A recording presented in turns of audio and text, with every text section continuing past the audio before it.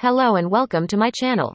Today I will show you how to create a cloud shape in a simple and quick way. Let's begin.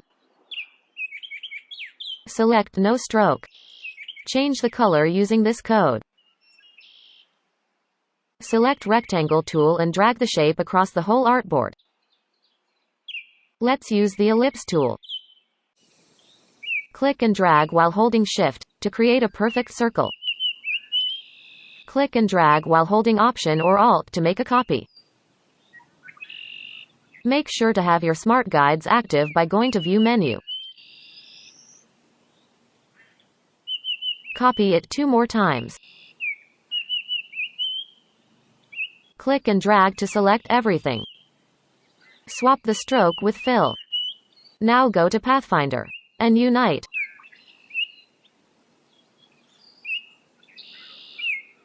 Swap the fill with stroke. Select pen tool. Click once on each side. Then close the shape.